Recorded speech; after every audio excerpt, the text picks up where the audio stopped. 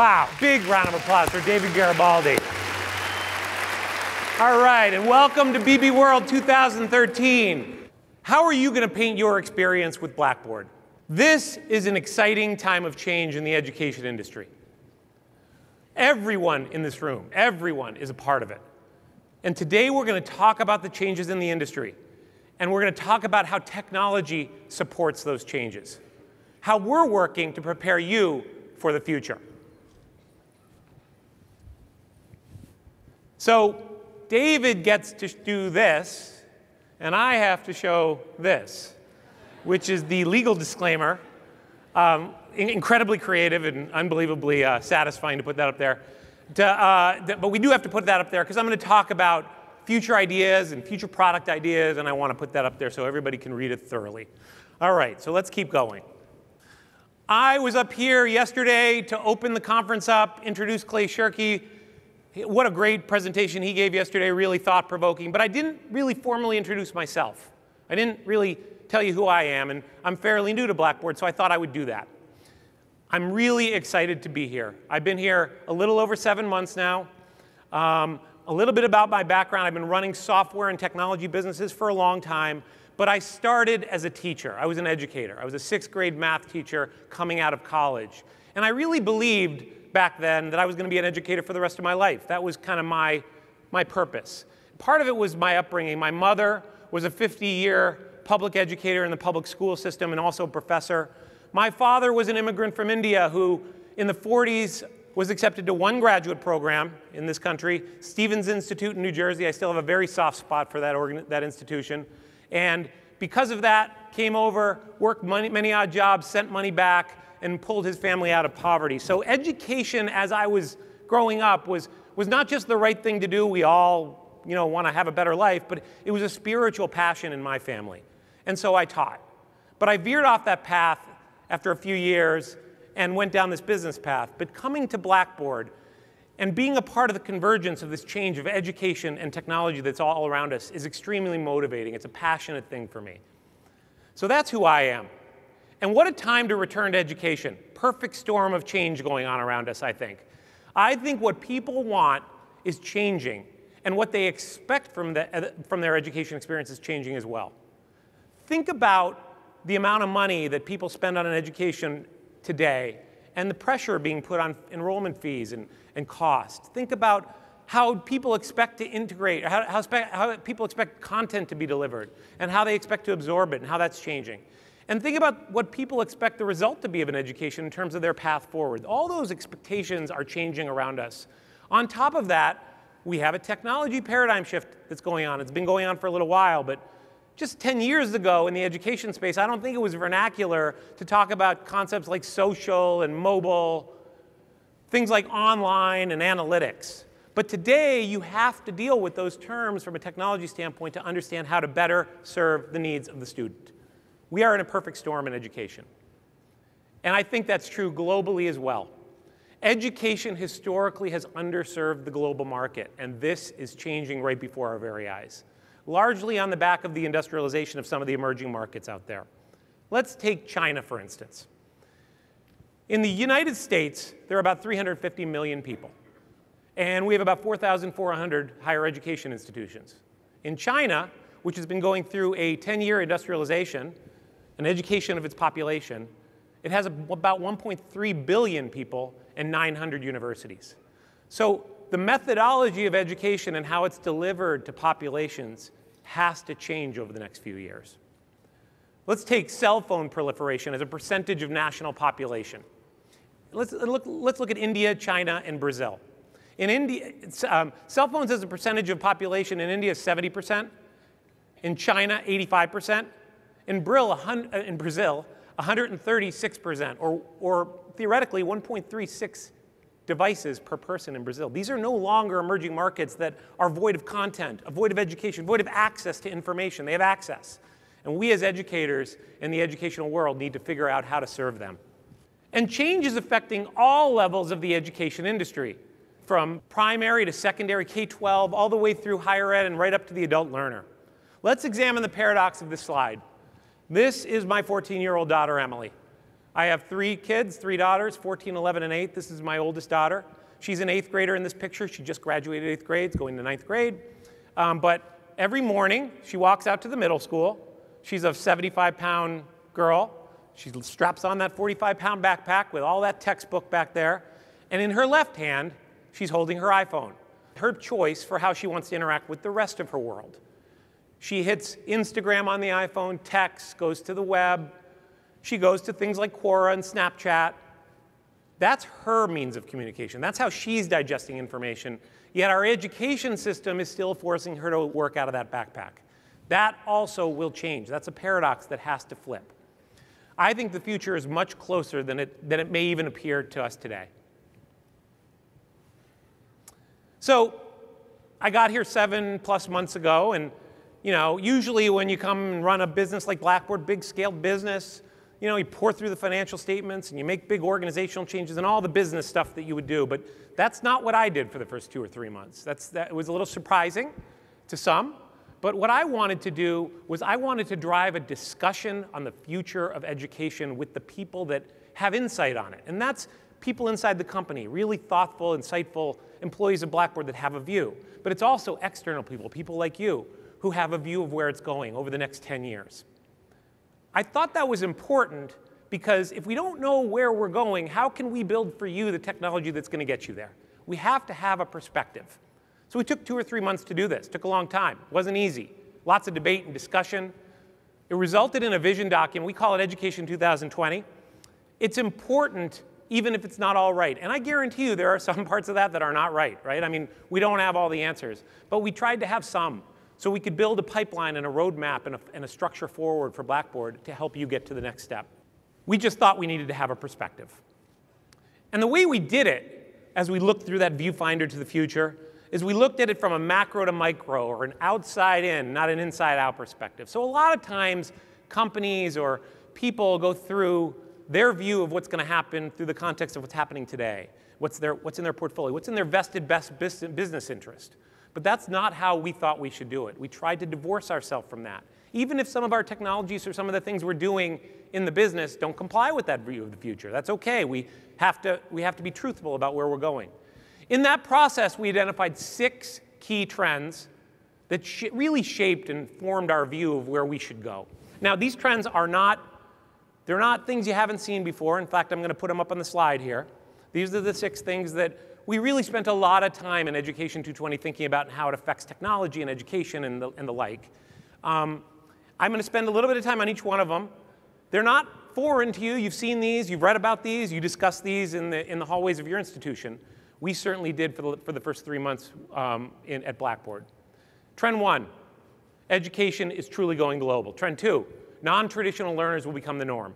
Trend 3, consumer preference and alternative models of delivery of education will prevail. Trend 4, a learner centricity around education is extremely important and growing. Trend 5, big data. The explosion of big data is mainstream and it's going to affect education in a significant way. And trend 6, online and mobile everywhere. Let's go through these trends. Let's look at the first one, trend 1. Education is truly global. I talked a little bit about the globalization that's going on before. I'll do it through just a single stat. I think it's really telling. In 2020, it's predicted that 4 out of every 10 college graduates are going to come from 2 countries, China and India. 40% of college graduates are going to be produced by 2 countries in this world. If that doesn't say what's going to happen with the globalization of education, I don't know what does. We have to prepare for that world. Trend 2, non-traditional learners are going to become the norm, or maybe they already are the norm. Let's look at this stat. Only 15% of today's undergrads are traditional learners. Traditional learners defined as 4-year schools living on campus. 15%, 85%, or 15 million students, I'm talking about in this country, are non-traditional learners, adults, parents, part-time students, working students, 85% of the enrollments today. Trend 3, consumer preference and alternative models. Institutions will and have to compete through alternative models because of the pressure being put on the education system, whether it's pricing, whether it's delivery, and a focus on modularity and competency, not seat time and credit hours, will prevail over the next 10 years. This is our view. Trend 4, learner-centric models will emerge. That means flipped classrooms and personalized learning and competency-based training and learning is going to become the norm. It's going to become mainstream. Trend 5, big data hits the mainstream in education. All you have to do is pick up your iPad or look on your news feed, and you will see a story about big data in our world every single day. Wall Street Journal, New York Times, et cetera. It's going to affect education. How will it affect education? Well, big data unto itself doesn't really matter that much. Just the fact that data is proliferating isn't the story. The story is, what do we do with it? How do we read that data? How do we create causality off of that data? How do we make decisions off of that data to drive in education analytics that will produce better outcomes? That's going to be a very, very important driver going forward. And then finally, trend 6, online and mobile everywhere. Let's look at this stat. Online in higher education has tripled. Online education in higher ed has tripled since 2003. It's now 32% of all enrollments, and that is 10 times the growth rate of physical enrollments, 10 times. Online is here, it's here to stay, and it's going to scale from here. Okay, so we went through this process. We thought really hard. It was at times controversial, at times very satisfying. But what do we do with that? We got to the next 3 months. Remember I said 7+ months. The next 3 months, we went through a process where we said, where does Blackboard fit into that world? And what should we be doing, and are we doing the things we should be doing to satisfy the needs? So over the next 3 months, we planned through diagnostics. I've run businesses for a long time. I've done this before, breaking a company down through a diagnostic approach, understanding its assets, its capabilities, its opportunities, its challenges, and pairing them to the picture of the future and figuring out whether it matches. What did we find? Let me tell you a couple of positive things. Let me tell you a couple of negative things. On the positive side, Blackboard has phenomenal products. We really do. I come from software. I've been in software a long time, building software, making products. There are a lot of problems with software products out there. A lot of them don't work. A lot of them require a tremendous amount of services to make work. On the whole, our product portfolio is strong. Yes, it could have more features. Quality could be better in pockets. We could have better design and better user experiences. We're working on all that stuff, but it's a good set of products. We also have a phenomenal set of people at Blackboard. If you've met some of the people that write the code or take the requirements or do the marketing, these people aren't just passionate about technology. They're truly passionate about your industry. They want to make a difference. It's a company that feels it has a purpose, and that's really, really special, I think, in business. Third thing I found, fantastic customer relationships. I look around the room, look at this. We have 2,500, 3,000 people here to talk about the future, to network, to learn, all under the umbrella of the construct of BbWorld. That's a really, really great customer relationship and customer base. And finally, 4, we are the only scaled education technology company that looks at the entire holistic life cycle of education. I'm talking soup to nuts. I'm talking primary through higher ed, all the way into the adult learner. That's a special place. We're seeing all parts of education and how it affects our educated population. There are some issues, though. No question, there are some issues at Blackboard, and we're going to try to fix those issues. Number 1, our products don't integrate as well as they should or could. Let me explain what I mean by that. We have this phenomenal portfolio, and it is synergistic and adjacent to each other, but we haven't brought the technical integration at the level that we should as a scaled software company for you, so you can make these products work in conjunction with each other in a more effective way. We also don't address you. We don't talk to you. We don't go to market. We don't work with our customers in a coordinated way. And I know that. It didn't take but 3 or 4 customer meetings on campus to hear, can you please deal with me in a more cohesive way? I understand that. We've heard that very clearly. We're going to change that. We need to do more partnering with our customers and with the industry. We need to be a better citizen of the education industry. Yes, we have good customer relationships, but are we a good citizen in this industry? Are we doing the right thing for the industry, not always the thing that drives the bottom line or the top line for Blackboard at every step? Not that that's bad. We're a for-profit business, and we need to drive the business to stay. But are we a good citizen? And I would say yes, for the most part, but we could do a lot more, and we're going to talk about that. And then finally, there are so many creative people inside of Blackboard that want the handcuffs taken off so they can pursue their ideas, so they can innovate, so they can explore around the future of Blackboard. And we need to invest in that. We need to celebrate that. We need to bring more innovation to the education technology market. We're already started to do that. I'm extremely passionate about this one. I'm going to come on at the end of here and tell you about a couple of innovations that I'm particularly thrilled about that started even before I got here, and there's going to be more to come. So these are some of the findings. But the other question we asked, and the really important question is, what is our core? I'm a big believer. Companies have a core set of DNA. It's hard to have multiple core sets of DNA. You got to be true to your core, and you got to build off that core. What's our core? Our DNA, we're a product company. I'm showing you some of the products here, showing you how people use them. We're a product company. We're always going to be a product company. Yes, we should make them work better together, but we are a great product company. But at our heart, we're a teaching and learning company. So our strategy is pretty simple. We got to laser focus on products, the core products, that support teaching and learning. Pretty simple. We got to invest in those core products, and we got to focus on that teaching and learning path. The good news, our entire portfolio, all the way around has adjacencies to that mission. But we must accelerate investment in the core. It's really important that we accelerate investment in the core. I am really proud of what this team has done over the last 2 or 3 years to progress Learn as our, if you think of Learn as our core learning and teaching tool, to progress Learn. But there's so much more we can do. There's so much more investment we can put into that product line and the core of our teaching and learning suite. The adjacency, we must invest in not just the core product, but the adjacencies around the cores. Okay, so you will hear about how we're going to do that today and how we're going to do that all week. And I forgot to mention the image of the woodcut is the products around that core. So I think, self-explanatory. So how are we going to do that? Well, that kind of brings us to today, where we stand today. I said I've been here over a little bit over 7 months. I just abridged that time frame to 15 minutes. It was much harder than that, much more complicated, and I wish it was as easy as 15 minutes of discussion. But here's where we are today.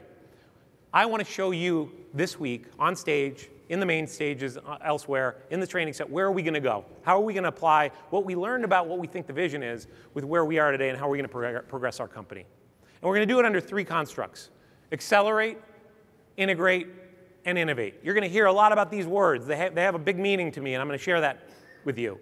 You're going to hear it from my colleagues who come up here. You're going to hear it all through the conference. We are going to accelerate the investment in our products.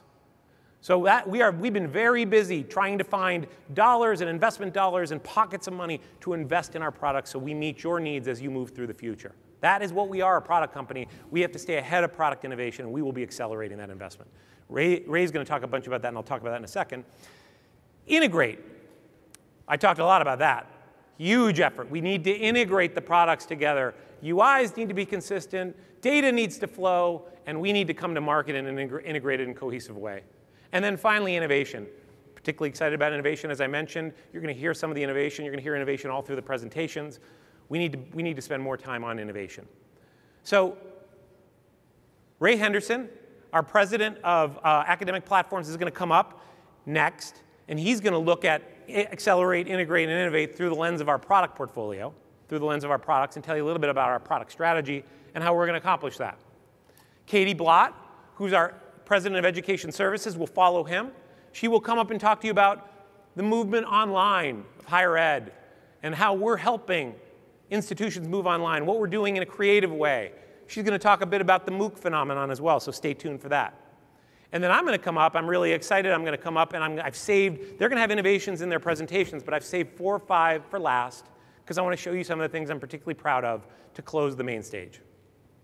Look, this conference is all about mapping a path through the changing education landscape and how we enable you for a future that is extremely close at hand, how we enable you through the creation of technology and through some of the thought leadership that we'd like to do. With that said, I want to thank you again for being here. I want to thank you for taking your time out of your busy schedules for being here. And I want to now introduce Ray Henderson, our president of academic platforms.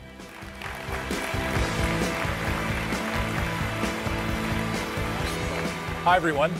I'm Ray.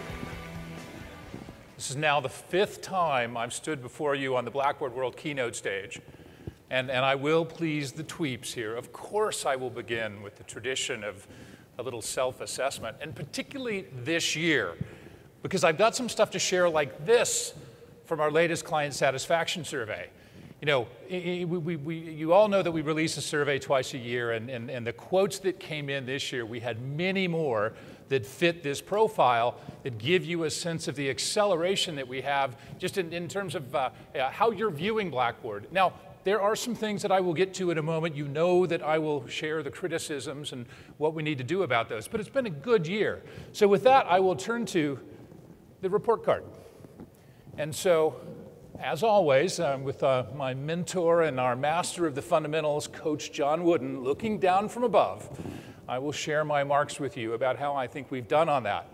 And so the first three that are on this list, in client support and transparency and openness, these are areas that we're really hitting our stride. The client satisfaction survey on these is just absolutely moving up and to the right over the course of the past 4 years. There's lots of evidence about that, and we're very pleased that for the recognition that we have there. Now, and you'll see more, particularly around openness, you'll see more about how we're going to continue to carry those through our product approach. Now, quality. Jay mentioned quality. It's definitely something. I've given us a check mark here signifying that we did the things that we said that we were going to do, but I've held back on giving us that plus that means that it's real recognition in the client community, because there's more that we need to do there. On the one hand, this is an area where your client satisfaction about products, it is also at an all-time high. On the other, it's just not high enough. We did introduce a lot in the change management area, and your satisfaction with the things like particularly our change management cohorts and how much harder we're reaching to you to try to help you with the big decisions that you have. There's recognition there, but there's still, for us, this is not about improving over where we've been. It's about getting where we need to be. So it's a story from good to great. We've got more investment to go there. Now, innovation. Last year I mentioned, hey, look, we can't live on fundamentals alone. We've got to have innovation to help bring this community into the future that we all know that we face. And so I said, I promised you that you would see some things that are very different. You would see acceleration in some of the things that we are doing with respect to user interface design and in the number of new product features that we ship to respond to education problems. And so, particularly given that it's the first year, I think I need to do a little reprise here to remind you about some of the things we shipped between that discussion and today. And here are just 6 examples of about 60 things that we shipped over the course of the year. And some of these were things like completely rethinking calendar or discussions around usability. Yes, thank you. And others were things that were business model innovations where we took enterprise surveys out of outcomes and we bundled it into the core product for free and completely updated it and modernized it around your needs at that time. So item analysis, inline assessment grading, there's a lot of things that we did in the name of innovation. But to come back to the client satisfaction and what the summary are, there's really sort of 2 takeaways that I've got. The first on the positive. We are now, thank you all, you've given us the highest marks on your willingness to recommend us to a friend that you ever have. And I will say that's a line that's been going up and to the right in a good way for the last 4 years, but this past year, and I think in some way connected to that innovation, it really bent upward. And so again, we don't take that as we're finished. We did hear you on the rest of your feedback, and there are 2 things that were very, very clear. One was concern that we sustain the improvements that we are making.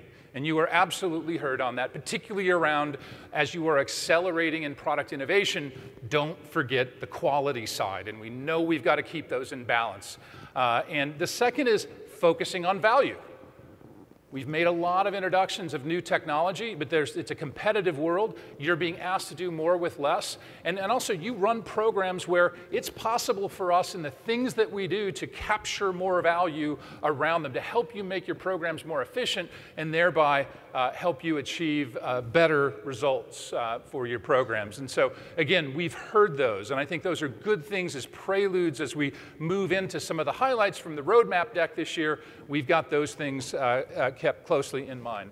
So, As I start off on the roadmap, I'm going to start with something that is a first-time user context. And in this case, it's setting up a new course. Now, this first-time user experience is exactly the kind of thing that our usability team really focuses on. This is the time when small mistakes made here at course setup can become large mistakes or problems or headaches for Blackboard administrators later on. So we really want to get that right and make sure that we focus on those choices. And so this is the place where we'll introduce things like, you'll be hearing more about a new tool that helps you roll over your content from the fall term to the spring term in an automated way, and it's really great and practical. But there's something else here that we're doing that's more than just practical, and it's more about quality, and it's about course design. And we're introducing something called the Course Analyzer. And what we've done there is we've taken the combined wisdom that's in this community in the form of the exemplary course program. We work with you and the leading figures from this organization each year to give awards on well-designed courses and great results. But that wisdom has been distilled down into an exemplary course rubric. And we're now taking that rubric that is our shared product and we're putting it into that course setup. And we're going to use it as a way to prompt everyone who's starting a course to think about design. Do you have objectives? Are those objectives linked to content? What's the density of the assessments to other types of activities that are more interactive and collaborative? Did you provide the information to students that they need most when they're in trouble? We want to prompt that early to try to help improve the course quality. And that's not the only thing we're doing in the name of design. Another thing we're doing, and you'll see this year, and we're really excited about it, is we are going to help take and develop the learning path that is implicit in your course design and make it a more visual experience and allow you to tune it better. Similarly, we're going to expose more about that learning path and the students' pace and progress on it for them so they have a better sense of where they are as they're moving through that content. Another area in design around assessment that we're focused on, because assessment, look, it's one of these, it's so broad. You can have assessments that are the formative assessments that are pop quiz with very little impact on a student's record, all the way to the highly formal, high stakes monitored assessment that work in a testing lab in a restricted IP range. And we need to help you adjust and design your programs accordingly. So there's some core things we've done with the design tools around assessment that will help you with that. And one of those things is around when you share feedback. So we've given you more controls over what type of feedback you can share with your students and when you share it. We're also making that more event-driven. So in this case, after all of the attempts are graded, release all of the answers and the submissions. And similarly, there's inevitably an exception that where someone can't take that assessment. And this sends this community into, oh my God, what workaround are we going to use? And ultimately, we're cluttering up grade books and confusing numbers and frankly, not doing the right thing by way of big data that we need to analyze later. And so we are going to kill that workaround, and we are going to give you an elegant onboard way to say, make an exception for this individual, but let's keep this, all the student information aligned together. So also, plagiarism detection.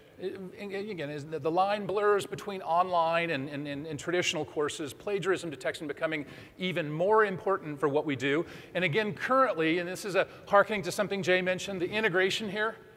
To get plagiarism detection, we are currently asking you to choose a different type of assessment, one that gets plagiarism detection.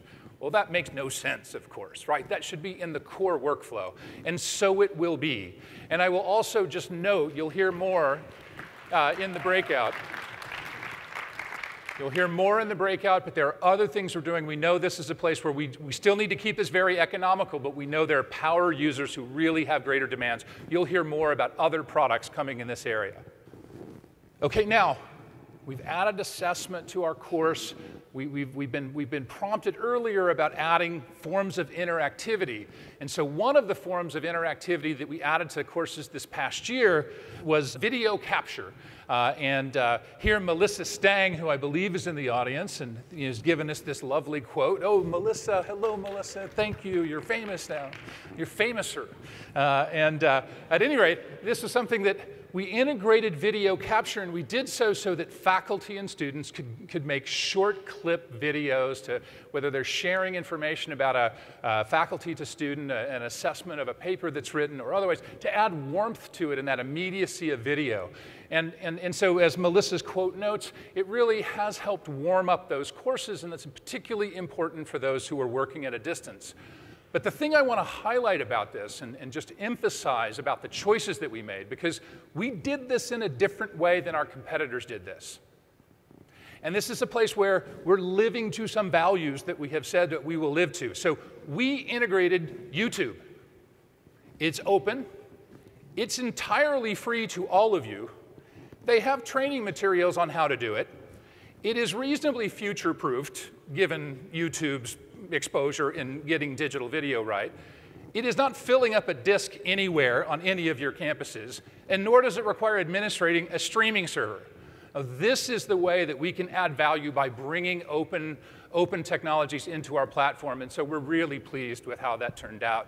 It's been very widely adopted. So next, a little unveil of a new item that's on the menu for adding some other interactivity and collaboration, an important thing.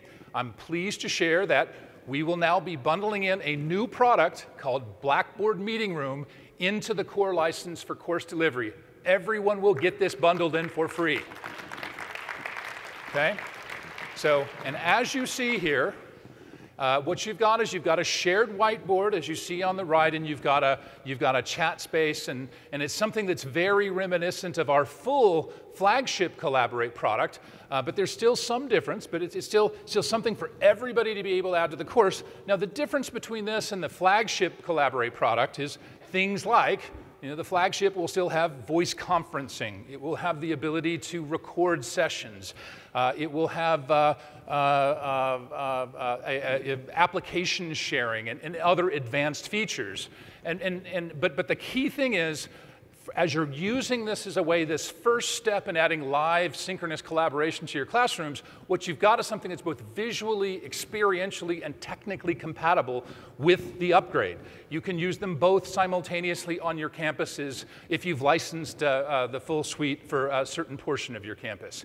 Now, there's one thing about that full product that I want to talk about, and again, it's back to the comment Jay made about integration and how we can improve it. Our Collaborate integration with Learn has, well, it left a little something to be desired. It worked, but it was more of a science experiment than it should have been. So you're now looking at a new screen, and it signifies a couple of very important things. First, for those of you who have the full suite, every course will have a permanent room. Second, every instructor will have a permanent room for office hours or for one-click access to ad hoc collaboration. And the other piece, reminding you that we've got built-in voice conferencing, is we're going to help you wring more value out of that, because that's a really important thing. You get the conferencing and the ability to deliver that on mobile devices built into the product. But we know that one of the frictional items there was we didn't auto-generate participants and leader pins. We've got that taken care of. It will be easier to use this product and to receive the full value that that voice conferencing brings you. Yeah, that's a good one. That's a good one. So I've got one more thing to unveil here, and this one's about in class, and it's about taking advantage of the trend that we know about of students bringing an ever larger menagerie of connected devices to the classroom, and we should take advantage of those for education. So I am pleased to share that we will be shipping polls by Blackboard. Now, yes, thank you from the mobile team, but the basic story here is this. The faculty has a mobile device, the student has a mobile device, the faculty can push out a quick poll, the students can reply, they can then all enjoy seeing the live results in front of them for educational use. And the key thing about it is there's no installation of new hardware. There is no send the student to purchase some other piece of hardware that they don't need in the bookstore. And so we think that this is something that can, you know, it's really following on the lessons of the flipped classroom. And whether you go all the way to peer instruction or whether you're experimenting, we think this is an important new tool to add more creativity and interactivity into how your faculty approach teaching. So also from our mobile team, couple of things going on here. New release of our mobile Learn product on the way. One of the things that we will be doing there is just there's big news in the industry about iOS 7. Of course, we will need to make that product compatible with iOS 7, so that's an objective. A second one, though, if you look on the right-hand side, you'll see something that suggests this is a list of a course listing, and you see some personalization going on there. Just a hint of that personalization. It's a very personal experience, and we're adding more controls for further personalizing the information about your course. And on the left, you see something that's a reading experience. And what we've learned here, and we've got, this is something the team remarks on, we've got 700 man years of experience watching students now using this mobile Learn app since it shipped. And they're doing an amazing amount of reading on the screen. And so there's a whole series of things that we're doing that are ergonomic changes to help make that reading even better. So that's your next edition of Mobile Learn. Okay, now, with all of these new things we're adding, our assessments and our activities and whatnot, it brings to fore the need to assess these and to do the work in the gradebook. And this is a place where faculty spend just a ton of time. And this is a place where we have some punctuated areas where, if things aren't working super efficiently, we all hear about it. So I'm happy to share with you that this has been a #1 priority for our usability team to attack some of the areas that have been pain points in the use of the gradebook. So the first that you see here is, rather than having a single mode of using the gradebook, we're introducing a second one that will allow you to look at either item view or a traditional grid view, which is more like looking at a roster. But the other thing that we're doing in this roster view to speed people along are, rather than paging, which we know is a huge pain point of flipping through 8 pages of your gradebook, we now have infinite scrolling, and we'll just continue to load that contacts list in a way that's more in keeping with expectations today. The other thing we're doing, for particularly helpful in the really large classes, is look-ahead search. If you know the name, fill in a few letters, and you'll be able to, again, much more swiftly navigate to that student that you need to evaluate. And then finally, and I think probably the single biggest pain point I have heard about since I've been at Blackboard, we are going to give you a way to change gradebook columns simultaneously with one move for things like, I want all of my quizzes to no longer be visible by students, or I want to change the points possible. So we're coming up with something that's a more elegant solution to that. While gradebook helps us assess inside the class, we also know that the debate is changing a bit on credentials and achievements and other forms of recognition for what's an increasingly savvy consumer. That's the learner. And so I want to highlight something that we actually just shipped, and we're super pleased with it. And that's just, it supports this idea that a learner wants to have a record that they have achieved something that they can share and keep outside of the classroom. And so we were so psyched when the Mozilla Foundation came up with open badges as a way to give us an open standard in the industry, to work together on that for that portability.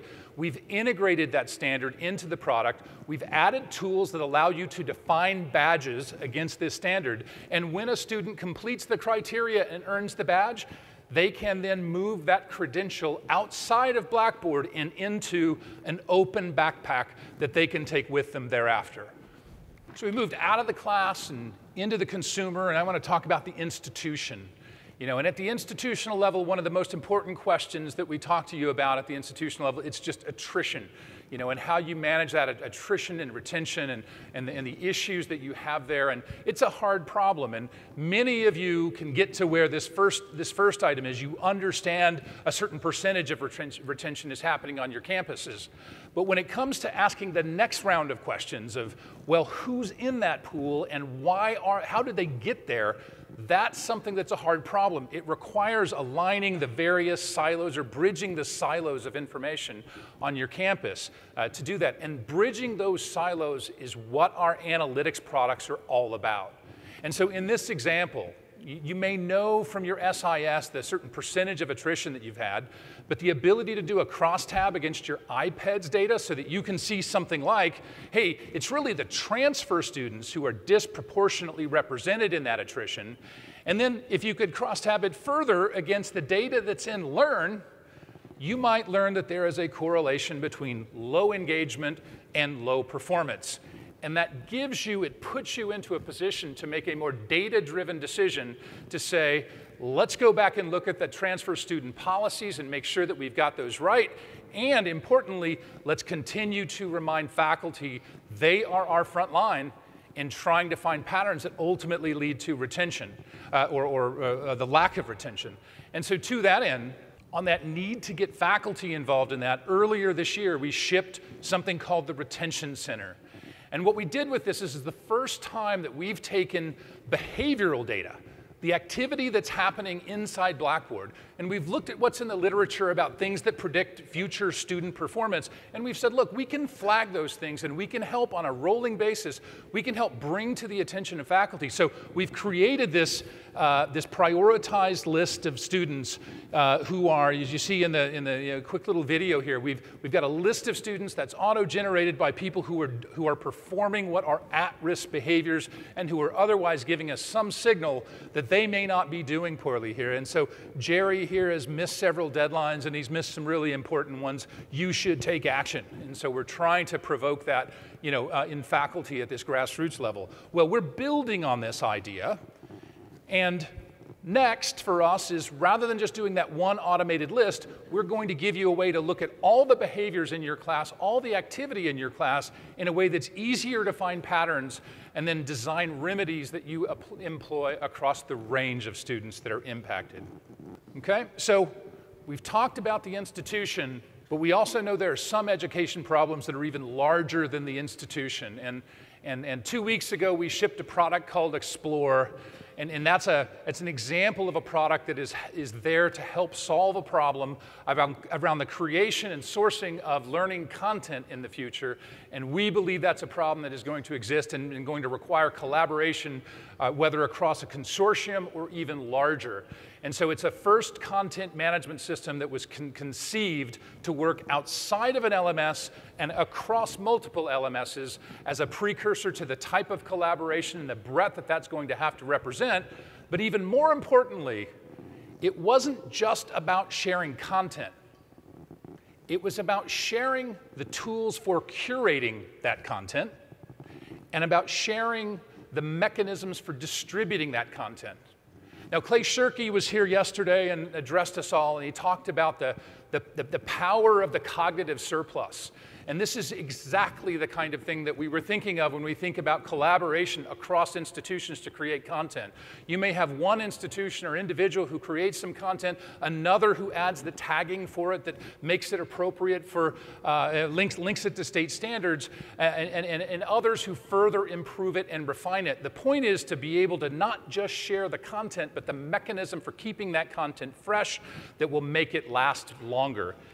And also, another little reminder from Clay Shirky yesterday. He warned us about the Napster moment, when it could all be shut down because of, certain barriers put up. And so we were very careful to embed in this new content management system aimed at this radical sharing. We embedded another open standard in the Creative Commons. You have some ability to design how that works on your institution, but the key thing is it helps the humans know and the machines know what rights really are traveling with that content to keep us away from that area. And so, wrap up here by borrowing an analogy from the music industry. And I'm going to start with a track. And this is a little retrospective on the product portfolio at Blackboard. And the first track there that I'm going to point to is Community. Now, Community, if you think about that product, it used to be about a community portal or about a new set of rights. We completely re-envisioned that product this past year and shipped something that envisioned the next decade, which is about bringing social learning to your campuses. And so it's a completely and utterly different product than it was a few years ago. Secondly, on content, We're no longer focusing just on file-level sharing. As I just mentioned with Explore, it's about the much larger concept of learning object sharing along with those tools for curation. And third, for outcomes, as I mentioned before, we reshaped that product. We pushed the institutional assessment as a free item into course delivery. The other thing we did was we greatly strengthened the tools that it gives you for managing student evidence in your 10-year accreditation cycle. And we've really built a strong following around that new direction. And then third, mobile, collaborate, analytics. We've added areas that were gaps in our product portfolio before for convenience, engagement, and that institutional insight. And ultimately, what we're trying to do with this is to bring these together to, again, as Jay mentioned, we've got to do a series of things. We've got to accelerate the pace of innovation while balancing that against our fundamentals. We've got to integrate our own products better. And we've got to continue to innovate. And by doing so, I think this is something where we can create more of a Blackboard teaching and learning concept album. Something that is, in the end, the goal is to have something that is more valuable than the sum of its parts. And so I hope that this discussion today may have prompted a few of you to think about completing your album. And to that end, know that as we've thought about the economics of that and the type of relationship that we want to have with you, know that we have also brought some new and creative thinking about how that part of our relationship is going to work. And you'll be hearing more about those in your conversations with your account reps going forward. So that's all I have for you today. Next up, Katie Blott, President of Blackboard Services.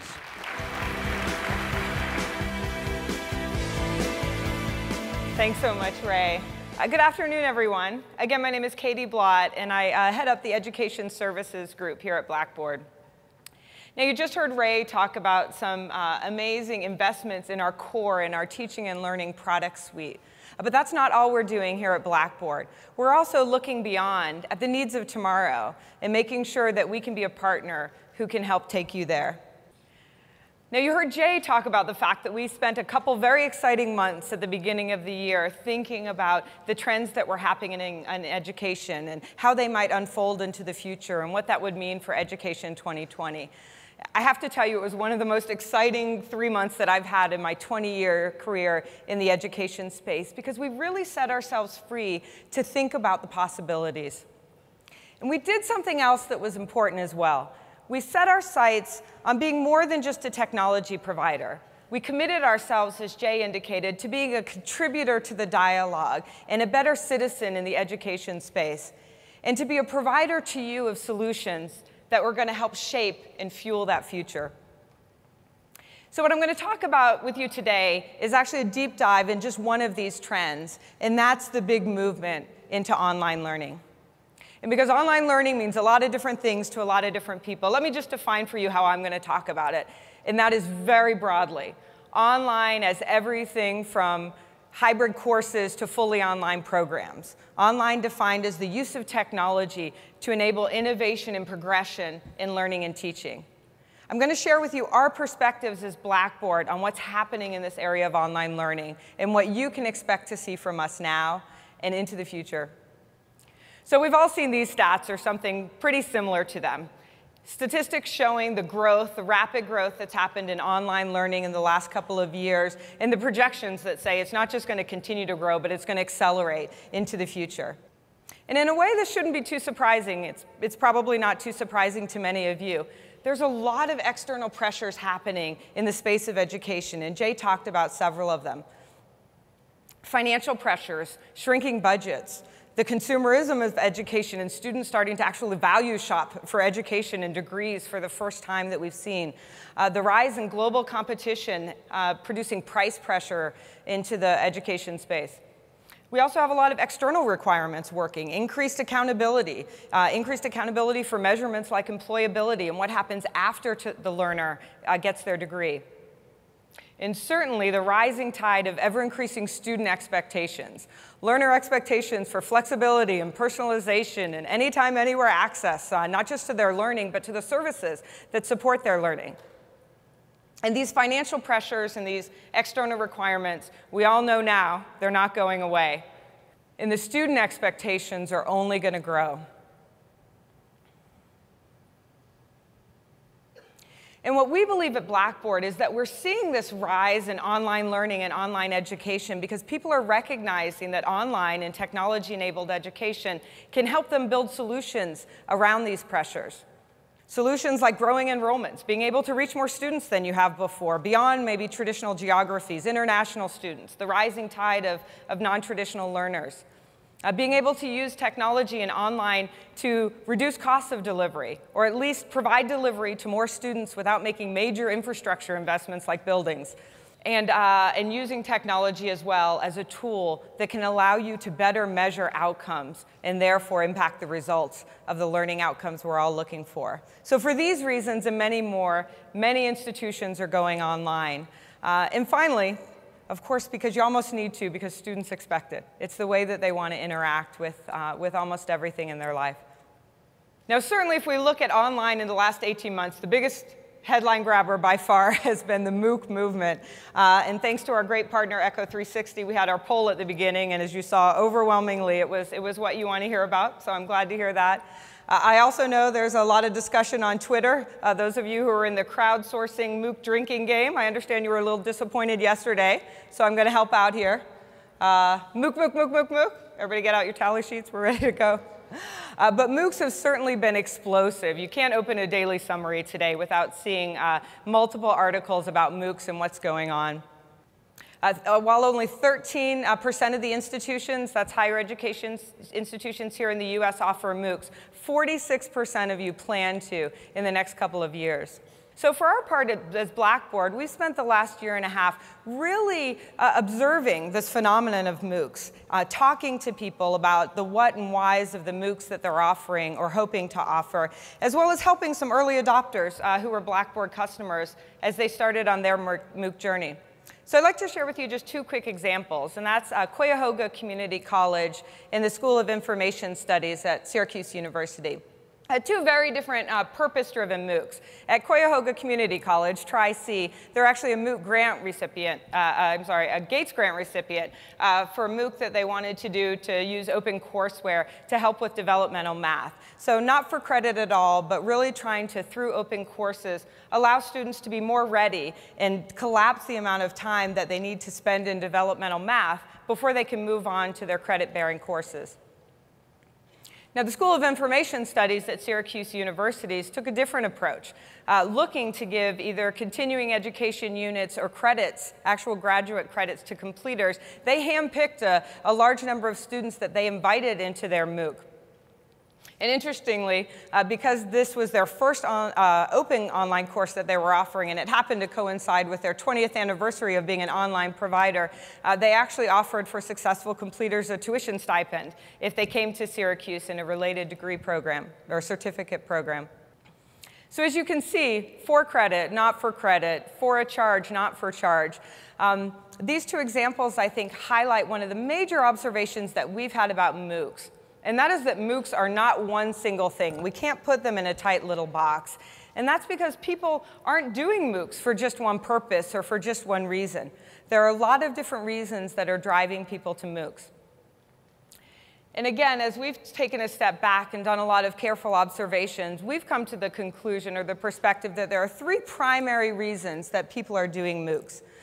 For some, the purpose of their online courses, their open online courses, is to broaden access to education content, to help teach the world. For others, it's to experiment, to conduct research and online learning to help them inform the future of their core. And still others are looking to MOOCs as an opportunity to actually give a free feel for their institution, to showcase a particular faculty member or course and identify prospective students. So I'm going to talk about these each just a little bit. First, open access. Of course, it's impossible not to get excited about open access. Making high-quality educational content, making it broadly available means that we're going to get education and knowledge to underserved populations who otherwise wouldn't have it. People disadvantaged by socioeconomic or geographic boundaries. To me, very exciting. I came to Blackboard 5 years ago. I left my CIO post at the US Department of Education because I believe personally so strongly in the power of technology to break down those access barriers to education. And people doing open access MOOCs are doing just that, and it's incredibly exciting. They're using technology to provide education and knowledge and high quality content to people who just otherwise wouldn't have it. Now, these MOOCs tend to be focused really primarily on content and assessment. They're often self-paced. They usually don't come up with a lot of student support around them. MOOCs are also providing an amazing opportunity for institutions to experiment. I actually think that it's summed up pretty well here in a quote by David Cormier. He's actually the person who coined the term MOOC. Actually, way back in 2008, he coined the term MOOC. And this, to me, is OK, because even if we have no idea how it's going to work, it doesn't matter, because the value is actually in being able to experiment. And now, when MOOCs first came around, people were really, the experimentation was focused on scale, the M in MOOC, if you will, the massive. How are we going to do it if we have 1,000 people in the course, 10,000 people in the course? What's going to work and what's not for achieving learning outcomes when we do it at scale? But now I think it's so exciting because we've seen the emergence of experimentation with other concepts. And that's because people are being able to use MOOCs as a sandbox. It's a playground where we can try out all different types of concepts, new learning concepts, new uses of technology or tools to drive learning outcomes, even explore new pedagogical approaches. And we can do it safely outside of the core of our enterprise platform and our credit-bearing degrees. And then, probably most excitingly, we can actually measure the results thanks to the onset of big data. We can decide what works and what doesn't, and decide what we want to move out of this experimentation core into actually key innovations and take forward as part of our online strategy. So these MOOCs, as you can imagine, look very different. Depends what the experiment is. It depends what the goal of the MOOC is. And on another side of experimentation, MOOCs are enabling us to experiment with very different type of business models. And you've all seen them. Whole degrees for very low price points. Moving forward with non-credit credentialing like badging. So as we think about these trends that Jay talked about at the beginning, competency-based learning, it gives us, again, a playground to think about what is the business model that surrounds some of those things, and how might we respond to these macro trends as they evolve. And again, bring that back into our core. And then finally, we're seeing MOOCs, and we're seeing this actually, more and more people looking at this, and MOOCs as a way to really just showcase their institution, extend the brand of their institution, again, more broadly than they otherwise might reach, and using them to identify prospective students. Now, these MOOCs tend to showcase a rockstar faculty member or a highly rated course by the student, and they tend to mimic, or want to mimic at least, the real-life experience that people are going to have were they to be in a credit-bearing course and an enrolled student. So at Blackboard, we thought heavily about these three drivers when we thought about how are we going to use the capabilities and the technology that we have to support this ongoing movement in education around MOOCs.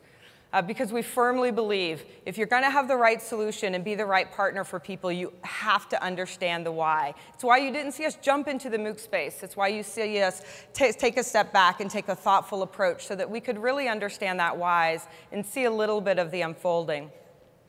So we've done that, and I'm very excited to announce to you today that we will be providing, free of charge to every Blackboard customer, a MOOC platform to support all of these purposes and others as they continue to emerge.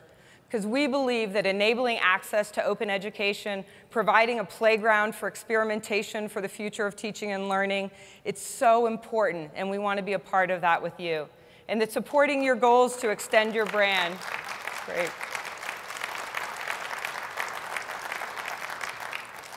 And that for those of you thinking about MOOCs as a way to give this free taste and extend your brand, it's what a good partner should be doing for you. So what will you get from a Blackboard MOOC platform? Really, first and foremost, you're going to get a platform you know, learning management technology that your faculty is already familiar with. So then when you want to get into the MOOC space and build out those courses, you can do it more efficiently and you can do it more quickly. And a platform, again, because it's similar to or the same as your enterprise platform, it's one that when you find successful experiments, you can bring them into your core enterprise platform more quickly. You're also going to get innovative tools. You're going to get the best of current and next generation teaching and learning tools. All the acceleration and innovation and integration that Ray just talked about at your fingertips right when it's available in the marketplace. And I can tell you, nobody is thinking about the future and developing teaching and learning tools for the future the way that we are. You'll also get very uniquely the ability to bridge your MOOC platform with your enterprise learning platform. So because we're doing things, Ray indicated, out in the cloud, beyond the construct of the LMS, it means you can have a bridge across these two worlds that you're supporting. So because we're building Explore, and because it sits in the cloud and it can work with multiple LMSs, you can create a single learning object, a single assessment, and make it available simultaneously to a MOOC course and to a course for your enrolled students. You can do the same on the social side. Because we're doing things like building out our social in the cloud that transcends not just a course construct, but an institution construct, you can invite students who are in a business course that's an open course for you, a MOOC business course, and students enrolled in a similar course that are your enrolled students. You can allow them to make social education network connections together. You can allow them to create social learning spaces that can enrich the education experience for both sides of that equation. And of course, you're going to get a fully supported platform, hosted by Blackboard hosting, fully supported by Blackboard support, so it's ready to scale as you are. And you're going to get a platform, and I know people are touting 4 million users. You're going to get a platform that today supports over 40 million users. And for those of you who are looking to do even more with your MOOCs, we also have marketing and branding services. We can help you customize your MOOC, and even student services that can help you drive enrollments if that's the goal. So no matter what the purpose is of your open education strategy, we feel certain that we can provide the technology and the support and the services that you need. And Ray indicated as he was walking through his talk that we wanted to highlight the areas where we're providing value, and this is certainly one of them. Because for those of you that are interested in MOOCs, for whatever the purpose and whatever your goals, we want to make sure you have a no-cost platform that you can use to support those. And we're proud to say that we have 15 new schools that we've just announced today who will be using Blackboard to host their open learning initiatives. Now, while MOOCs have certainly gotten the majority of the headlines in the last year and a half, they're really just a part of a continuum of online education. And we come with a strong belief that MOOCs, while very, very important and exciting for experimentation to inform not just how you do online learning, but how you think about hybrid and potentially how you think about even your face-to-face instruction, they're just part of the bigger picture. And what we should be talking about is not just MOOCs, but we should be talking about this online continuum. This use of technology to figure out, again, how we react to these pressures and how we advance teaching and learning into the future.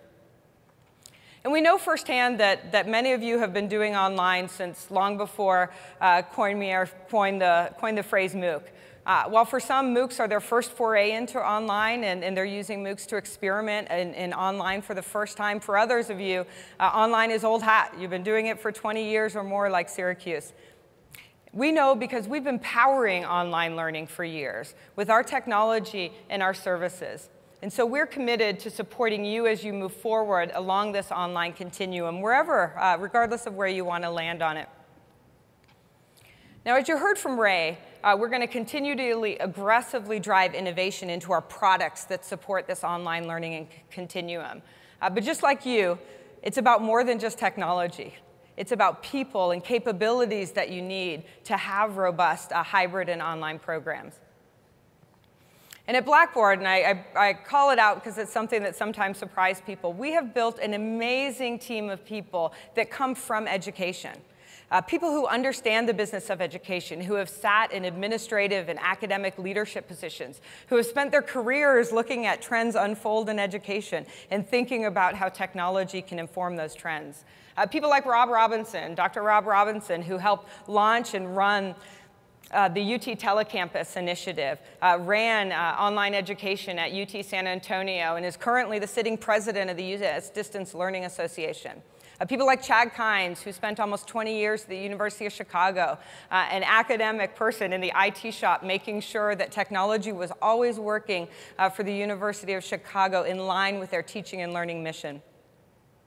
And we've married this expertise of these individuals that we have on board with this amazing vantage point and perspective we're able to capture on teaching and learning because of you all, because the amazingly large community of practice that we have. And we've used that to define a very concrete point of view that we have on the capabilities that institutions need in order to traverse this online continuum, in order to be able to launch and grow and sustain robust, hybrid, and fully online programs. And I'm proud to say we spent the last couple of years helping a lot of people do just that. From helping people with their actual online strategies, helping them chart their path forward to online, to MOOC or not to MOOC, when and how to go online.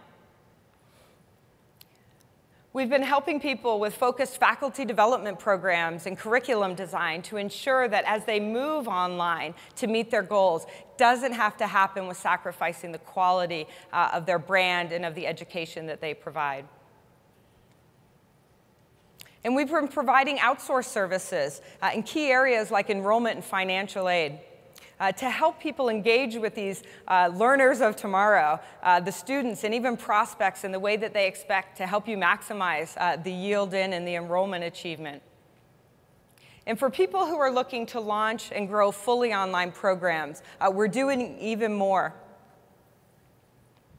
I told many of you from the BbWorld stage last year that we were going to help clients looking to move or grow in their fully online programs, and we were going to do it in a different way than Embanet, Compass, and Deltek and some of the other providers in the marketplace were, because we were going to do it in true partnership with the institution.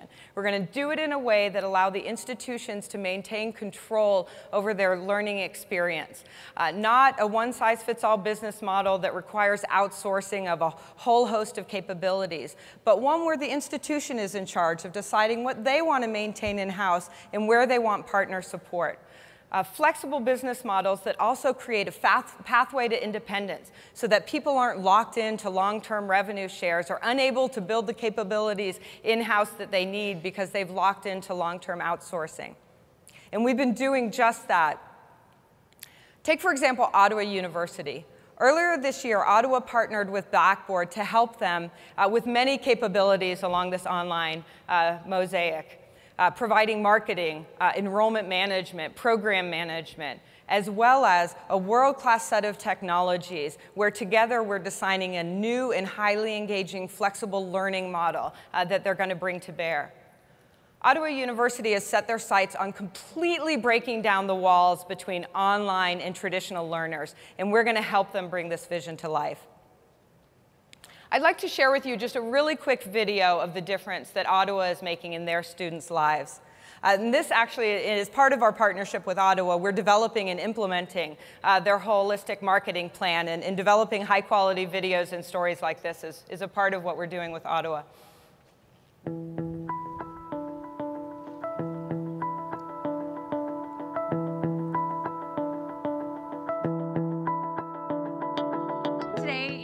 Graduation at Ottawa University here in Ottawa, Kansas, and I'm very excited. It's definitely the top educational milestone and career milestone I've ever had. I'm actually an Ottawa tribal member, so this is just, it's a huge thing for me. It's a huge thing for my family. My children have been so excited about mommy graduating. I'm actually a mother of 3 daughters. Taking the online courses, I was able to be their cheerleading coach. I was able to help them with, soccer practice. And different things that they wouldn't be able to do if I was having to go to school. After everybody was asleep and it was my time, I was able to take my classes and get everything completed that I needed to have done. I wasn't really planning on going to continue my education, and this just seemed like such a great way to get to continue to spend time with my kids, my family, my job, but still getting to pursue the higher education that I wanted. Being able to say, I have a master's degree, and to be able to encourage my kids to do the same thing or even go beyond that, it's building a passion for education for them as well. Now I have a master's degree in a subject that is completely opposite of my undergraduate. 2 whole career paths open to me, and I didn't have to change anything in my life.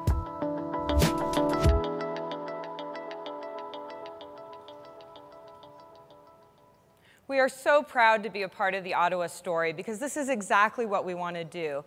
Complement our clients' capabilities with our own capabilities to help make a difference in students' lives. And we're going to keep doing that. And we're going to keep watching these trends as they emerge, watching these trends, building out tools and building out capabilities to support the future of education so that we can help you navigate the path from today to tomorrow. So thank you very much. I'm going to turn it back over to Jay.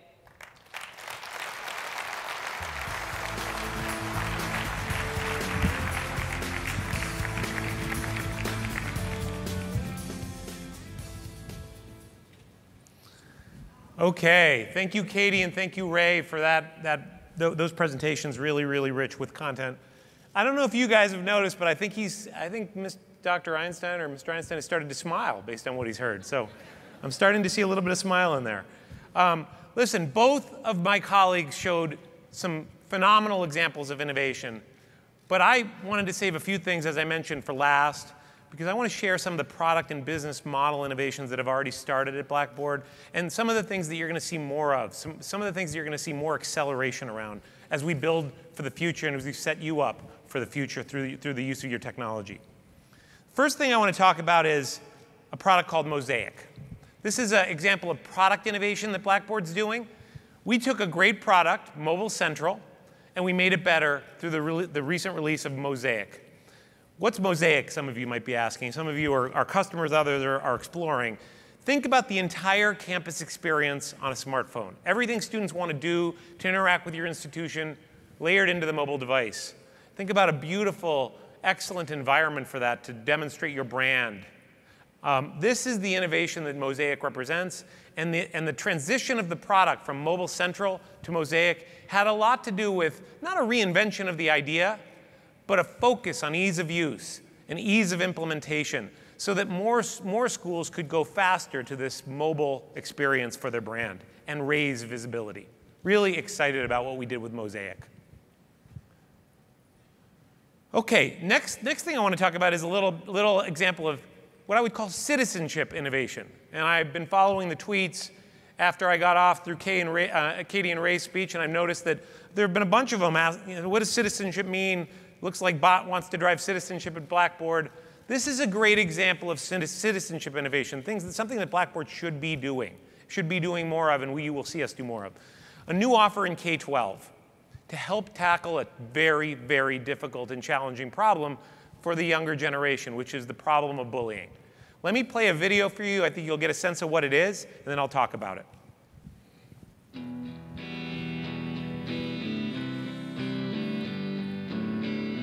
We know that kids who endure bullying, whether they're the victim of bullying or the bystander of bullying, or even if they do something that harms others, is something that really is a barrier to their educational success.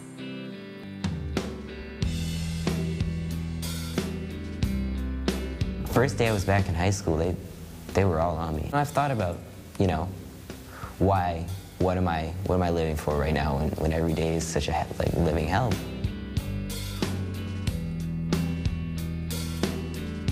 Bullying is one of the things that's really hard to confront if you don't have the special kind of guts to confront it right in the moment. In too many cases, administrators and parents don't know a student is being bullied until it's too late. Often that's because kids don't report it. But if they have access to a cell phone, they now can and remain confidential. Usually when you're seeing a bullying situation, it has a lot of pressure on you because you see it and you want to help the person, but at the same time you want to be safe. Blackboard Incorporated, a giant in education technology, came up with tip text. Here's how it works. A student who sees or experiences bullying sends off a confidential text to a dedicated number, leading to a real-time two-way conversation with a school staffer. I think kids are much braver behind a machine than they are face-to-face.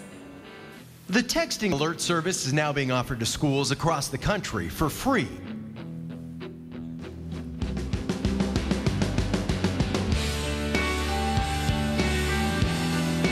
That's ultimately a safer environment, which is what all parents want for the kids.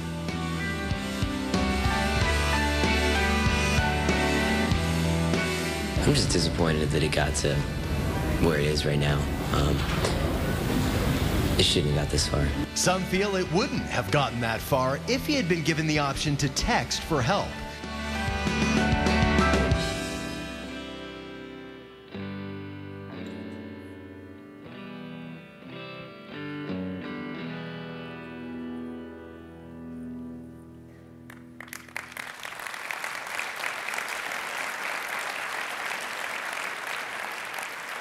So bullying, obviously a very serious issue. We wanted to do something about it.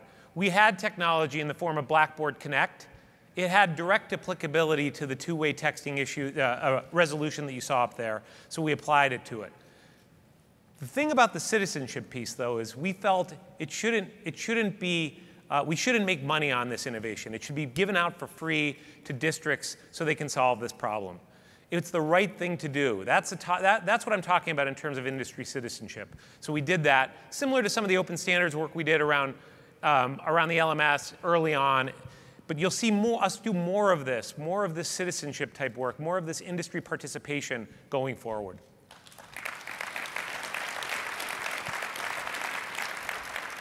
So Katie spent a lot of time talking about the online movement. Katie shared a bunch of examples about how that's happening, and she talked about Ottawa. Ottawa's been online for a long time, and Blackboard is helping the entirety of the institution grow online, not just a single program in their graduate school, or it's the entirety of the program, which is the business model innovation that we're bringing to online movement in universities like Ottawa. Others are helping institutions with single programs, usually at the graduate level, very ring-fenced and boxed in, but we think it should be established across the university, and so that's what Ottawa represents for me. And then finally, I want to talk about something a little bit more, it's less specific, I don't have a product to show you, a little bit more theoretical, but it's around next generation teaching and learning tools. And I would talk about this in the context of disruptive innovation. Remember I mentioned our core. What's our core? We're a product company, but we're a teaching and learning company. And we marry that product with teaching and learning. We feel we need to be building the future of teaching and learning now, and we've started to do that. We started to do that months and late last year, ahead of the strategic planning process that I mentioned, ahead of any of the activity. Because we need to prepare you to embrace the new workflows that lie ahead when the time is right for you. Let me set this up by showing a little bit about what a typical day looks like in the life of any given college student. A day that's very dominated by interaction with the mobile device in the context of the university and the social part of the university. And this particular college student's name is David, so I'm gonna run through. David's alarm wakes him up first thing in the morning. For him, that's 8 a.m. Absolutely too early. He cannot believe he's getting up so early. After all, he's a college student. 2 minutes later, David views snaps from his friends who were out last night, maybe a little bit crazy at the party. If you know this Snapchat app, it lets you send a picture, and then it disappears after it's been viewed once. Maybe last night, some of you guys sent pictures through Snapchat. I'm interested in seeing them, just not right now, maybe after the conference is over. Half hour later, David gets on again, checks his class announcements. Oh yeah, there's a quiz tomorrow in one of his classes. Good thing I had my mobile device, good thing I checked in. Later, an hour later, poses a question on Quora, looking for podcasts and other information around sociology, because he's having a little bit of problem with his sociology learning process. So he's looking online for that, looking in the mobile device for that. A couple hours later, he makes a social decision. Hey, I want to go see the basketball game on campus tonight. Turns to his mobile device, looks for the schedule, latest headlines, preparing for that event that evening. A couple hours later, takes a break, needs to brush up on his Spanish for class later that afternoon. So he goes to Duolingo to improve his Spanish a bit. After the game, after dinner, the game, et cetera, he's back in his dorm and he's checking his friends' posts on Tumblr. And then maybe 10 minutes later, he finally settles into doing some studies. And he looks on that mobile device to look up some books and some information in the campus library for his research paper. This is the way the next generation thinks. This is how they interact. My kids are interacting this way. College kids are interacting this way. Why is it important? Because this generation are the next teachers. These are the ones that are going to push the learning paradigms more aggressively than maybe even we are.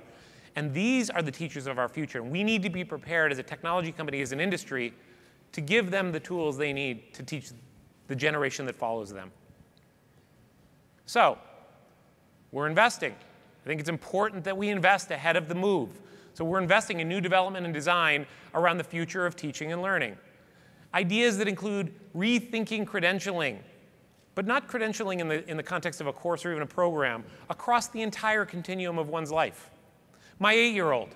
I talked about my 14-year-old, now I'm going to talk about my 8-year-old. Don't forget I have an 11-year-old. She'll get really mad if I didn't mention her. But my 8-year-old is going into 4th grade. What's higher education going to look like for her when she gets there 10 years from now? How's she going to digest content? How's she going to find content?